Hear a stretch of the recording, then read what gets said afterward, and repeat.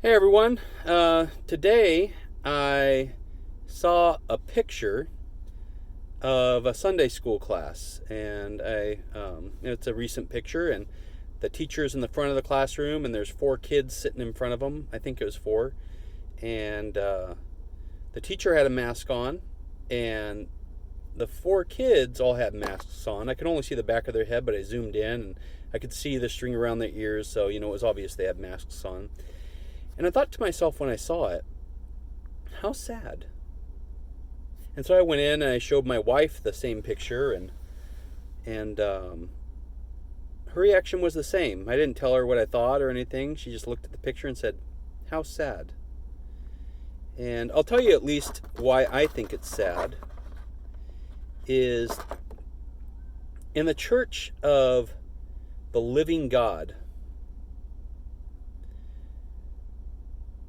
who created life and has life and death in the very palm of his hand,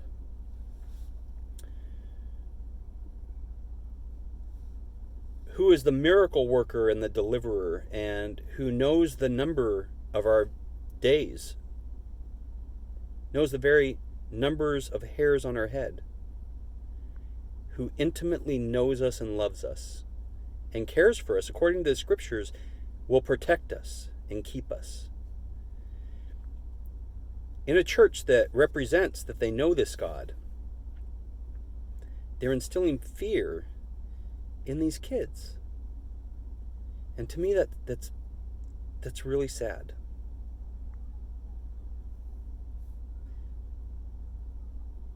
So later on in the day, I was going to share this with my son, and so I I pulled up the picture to get ready to show my son, and I realized in the background there was a screen, and on the screen was a scripture, and I imagined that was a scripture that they were teaching that day, and the scripture was John 14:27, and the scripture says it's Jesus speaking to his disciples and encouraging them. Jesus himself is speaking to his disciples, and he tells them,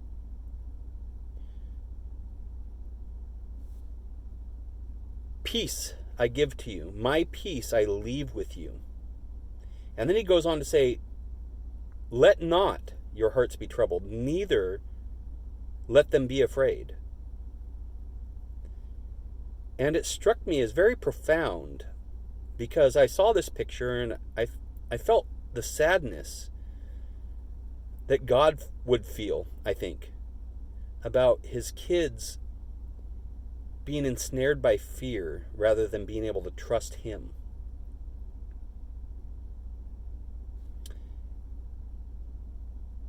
And the scripture they were teaching on exemplifies how we're supposed to trust him. I mean, I could go on and talk about the coronavirus. The Chinese virus is real. I'm not going to say it's not. It's a real virus. There are people that have died. We all know that the numbers are hard to know what's true, but certainly a lot of people have died. And the masks, look, I'm a plumbing contractor. Sometimes we got to work around lead, asbestos, mold, water damage stuff, old construction materials that could be dangerous. And in order for us to work in those environments, we have to get certified to wear special respirator masks. They're the masks that cover your face and come up around and have the two big filters on the front. They're no joke, those masks, and they have to be fitted to your face so that they're sealed to block you from getting any contaminants in there. And if you have a beard, even, you have to shave it to wear these masks to be safe. Or put a bunch of Vaseline on your face so you can try to get suctioned on there so it seals.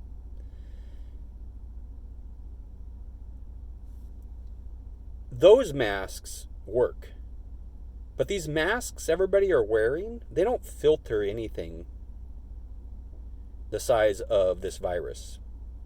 They don't filter smoke. They don't filter a lot of much larger particles than this virus.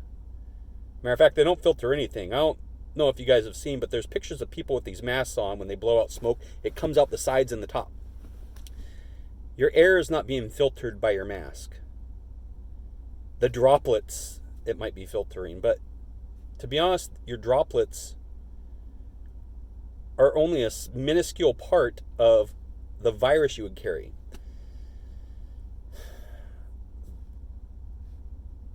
Healthy people wearing masks is utterly ridiculous. I'm not going to make this a mask post.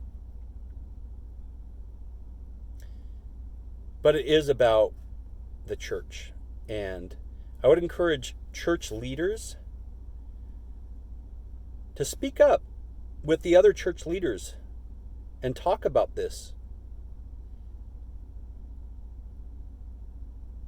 I think it's important to talk about those scriptures, John 14:27, and what those mean practically. I mean, the scriptures tell us that a viper, a snake poison won't hurt us. He'll protect us. He'll protect us in the fiery furnace. He knows the number of our days. And certainly I'm not saying to be careless. I got sick. I'm fairly certain I got COVID. I lost smell. I lost taste. Lasted about 2 weeks. And I quarantined at home, and I was like any other year. I was a responsible person, and I didn't go out and get other people sick. That's typical responsibility in any year. My family was sick. My son brought it home. I got it. My wife got it. We all got over it.